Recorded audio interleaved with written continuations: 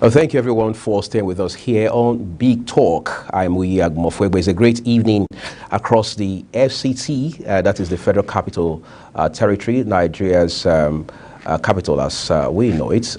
Tonight is a bit, if you like, eventful for us because we are dedicating this edition of the program to discussing the place of women in politics, Nigerian politics.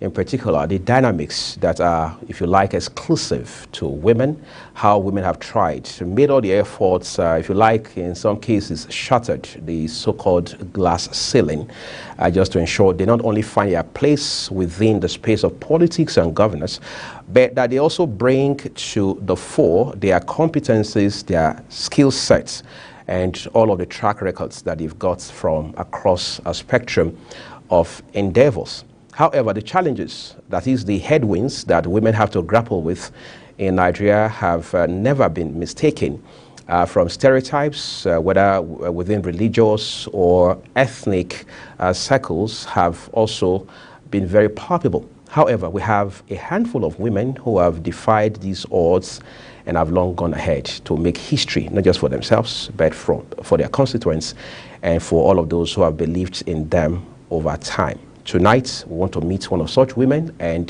that will be right after this break. Do stay with us, everyone.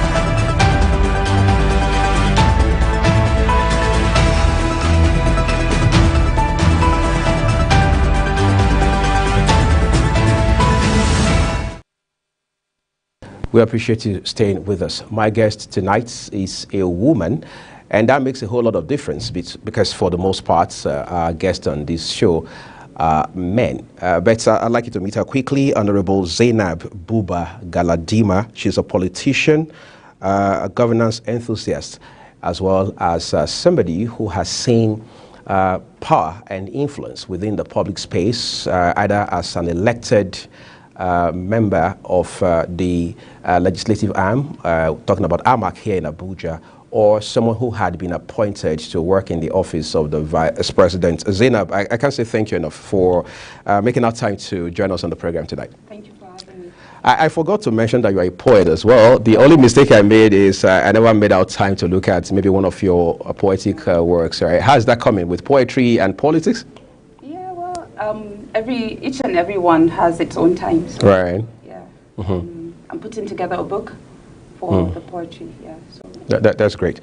So somebody looks at you, as they say, we don't look like what we've been through. You don't look like someone who has had the privilege to serve in certain capacity, because your appearance, your physical appearance, is an injustice, so to speak, to the amount of privilege or service that you have had over time. Talk to us about how challenging it is for a woman to lead in Nigeria on any level. Well, lead in the sense that seeking for office or being appointed across board. Well, a lot of women face a lot of things, and the main problem is gender. You know, oh, she's a woman, maybe she's not capable enough as a man, you know, to do this, or she probably doesn't reason well, or she does. But I believe, you know, when a woman stands and then a woman is educated enough and has the capacity, that's magic. You know, a lot of women have that ability to be able to serve, but they don't have that chance because maybe they do not have somebody to hold their hands and take them up. You know, we do not have mentorship in politics in Nigeria. We hardly have this fora where women, you know, mentor women, or men mentor. Some men do take up women and mentor them and, you know, help them reach their goals, but we do not have much of that because a lot of women feel that, oh, okay, there's a stigma attached to me being a politician. You know, especially in far up north, culture-wise or religious-wise, they'll be like, oh no, she's irresponsible for her to be there. So there are a lot of reasons where women step back and decide, no, I can't do this because I feel I can't take the heat. But there are strong women that are coming up and they're joining, and as we can see, the new government, a lot of women are in positions of power, and I believe they will do, a lot of good for the people. You come with quite commendable credential. I mean, you have sizable education. You have impressive. I mean, you have had some opportunities to serve in government. What have you done differently? What has worked for you that other women probably haven't done or hasn't worked for them? Some persons will naturally assume your father's name opens the doors for you. Well, in the beginning, when I first came back from England after my studies, I came in and I served in National Assembly 2011 to 2012. And in what capacity was it? NYC. All right. But I had finished my degree way back in 2006. So, but I had a couple of master's degrees, about 3, before I came back to, to serve. So while I was serving, at the end of my service, my father was just like, you're an activist. Every protest, you're over there, doing this, doing that. Why don't you get into the system? And that is when you'll be able to make the real change. Then I asked around, and there was a local government elections going on. Like, okay, maybe I should try. I really didn't think it was that hard. I thought maybe if you come present yourself and say, oh, okay, this is what I have to offer. I'm just here to serve you. This is what I'll do differently, and this, people will just, clap for you and vote for you, and that's it. And then you just get to work. So you got a shock of your life when you realized what the realities are here? Oh yeah, my first crime in politics was, after he said that, I went to the headquarters of CPC, Congress for Progressive Change. That later evolved to become the APC alongside other parties? Yes, and I took a form. And that was the greatest mistake I've ever made. Because apparently if you're getting into politics, you're supposed to go to your ward and register. So they took me as an arrogant person, and they were grudges like, okay, her father is the national secretary, he wants to impose her on us, so we need to frustrate her, chase her away. And they told me, somebody called my attention, they'd be like, no, you can't do this. So I went back, reintroduced myself, apologized, and did it properly. But many of them never forgave me. They were like, so anytime I tried to do something, they would just come and hit me. Out of 27 executives, only one woman was with me. She was the only woman. The other women, what happened to them? They took sides against you? There were no women. Just men, all the way? Yeah.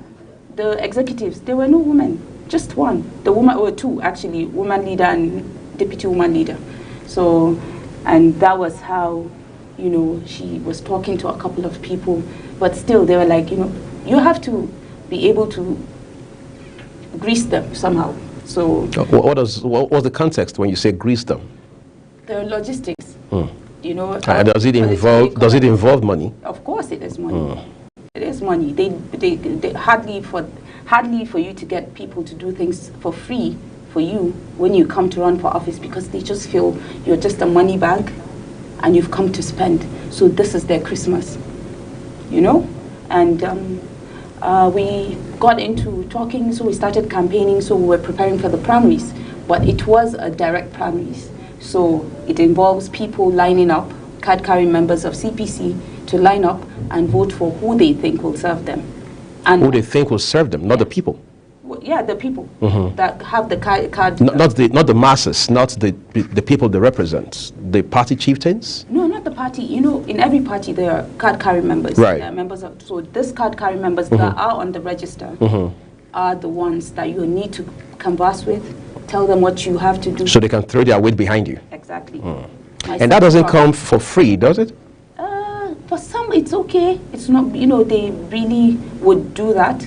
At that time, they weren't that, CPC was the kind of political party that had so much ideology, the Buhari ideology. It had, the people had so much passion. What was the Buhari ideology? Because for 8 years, people questioned that ideology. Yes, exactly, but that was before then. This was in So he lost it upon coming into office? 2012, 2013. And whoever you are, no matter how popular, no matter how kind, how nice you are, once you get into your once you get into office, your popularity drops. What's the factor responsible for that? Because governance is different. Governance is reality. It's different from when you're campaigning and canvassing for support. Yeah. Like you now, for example, you and I are just sitting down and looking at them, in the corridors of power or on seats of power, but we do not know the challenges they face. There are some people who come, make promises, and say, I'll do this, I'll do that. Until you get there, then you realize that this is something you can never do. You mentioned your father a while ago. I mean, you both are on, say, two different sides of the same coin now. I mean, your father is not just an influential figure in Nigerian politics. He is a force to be reckoned with within the fold of the NNPP, the New Nigeria People's Party. How does that influence your participation in politics, seeing that you are a card-carrying member of the APC who has evolved, so to speak, into APC? Well, there are goods and there are bads, but the bad is more. Why is that? Because, you know, some women fight for gender and other things. People don't even see my gender. I don't have that problem of gender because they don't even consider that I have a gender or something. I am just his daughter. First of all, they will deal with me in that capacity. That's how they deal with me. And unfortunately, people do not think about, oh, okay, she has something to offer. She's old enough to be wherever she is. She's educated. She has experience or anything. They don't want to see about that. Whose daughter she is. And this man is giving us headache.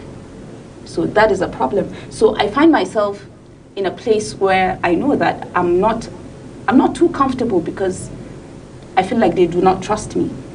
The trust is, there's this bad energy, you know, or maybe there are so many opportunities where people or women can have, but I'm just sitting down there. Even if I ask, okay, can I be sent on an assignment?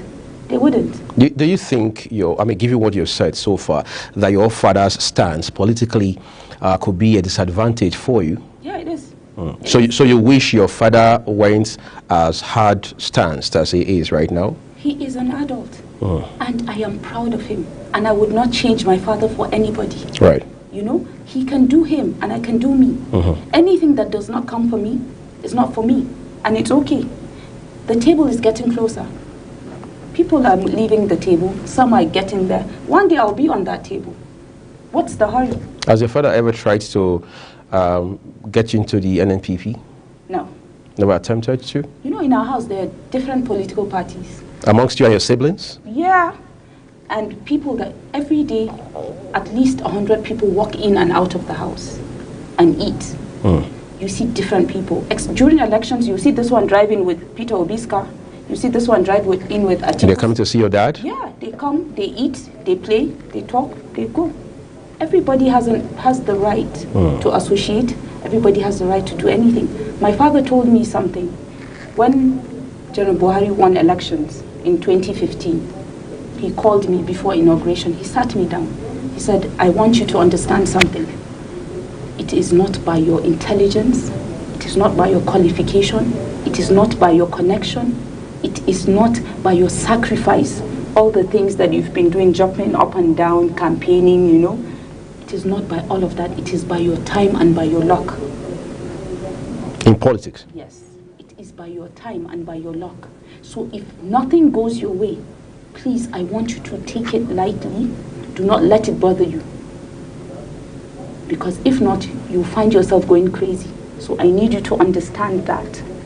Time and luck is what you need. Have you ever been under pressure politically, maybe to vie for office, to serve in certain capacity or something? Not on, yeah, in 2015, yeah, 2015, you know, I tried to run for House of Reps here. You lost it? Oh yeah, I lost it. I didn't have money. I came third. Was it because you didn't have money or because you were not popular enough? Which of that is it? It's not the popularity. I was popular enough. Because when I was running for councillor, you'll be surprised, a lot of people know me, even if I do not know them. And because of my poster, a lot of people even offered to give me money. I didn't know them. People were just contributing to my campaign. So it is not about being popular. There are some people that will just wake up today and say, oh, okay, I want to, but people know me. So it's not about popularity. It is about the highest bidder. And I couldn't even bid. So there was no way I could be the highest bidder.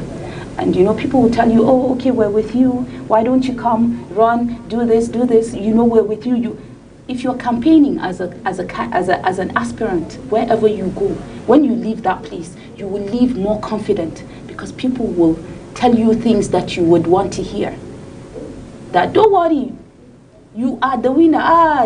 You know, they'll be using jargon, is it slogans or whatever, that, okay, you know, this is a done deal, you know, we will work for you, we will support you, you will win, or you have won already, and all those things. And people do not understand. That is why I tell people, whenever you're joining politics, don't just join now, just to run for elections now. Just build yourself. It is a process. So you have to be futuristic. Yes, build yourself.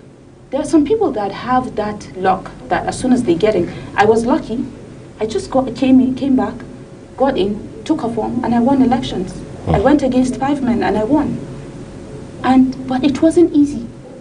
And I don't want to go through that experience again. You know, whoever runs and loses or wins an election, the worst time you can find yourself, or the craziest time, is when you are waiting for results. The tension that comes with it. Oh yeah.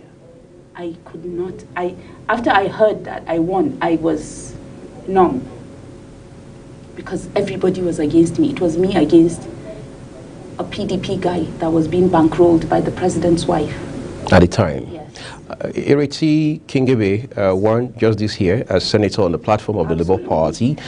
How much does that inspire you, and how much of inspiration do you think young and aspiring women in politics can draw from that? Number one, she's my mentor.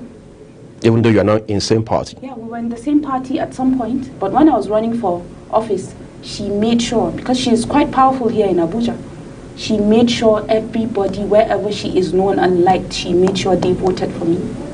Even though probably there was somebody from a party who was also running for that same office? Because she said a woman first, and I didn't know her.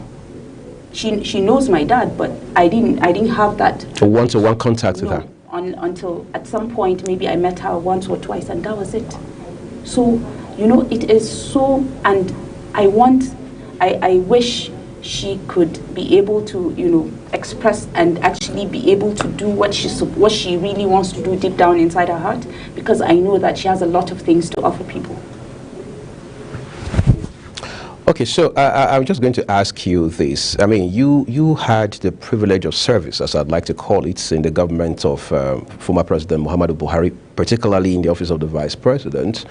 I'm not going to ask you how proud or otherwise you are of that government, but do you have any regrets? I do. What are your regrets? I think I let people stomp on me. I lost my morale.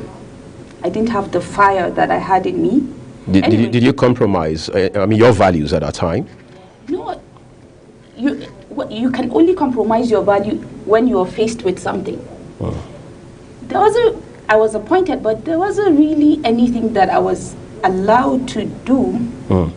You're working, but you're not working, that kind of thing. So it wasn't, I just couldn't understand what went on, because at that time, you know, politics had started, and my father had started knocking them, started with RAPC and stuff like that.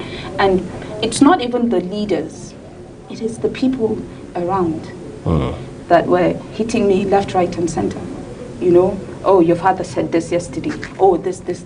No, we can't trust you. Oh, you're a mole. You know, sometimes I questioned, why did I even come here?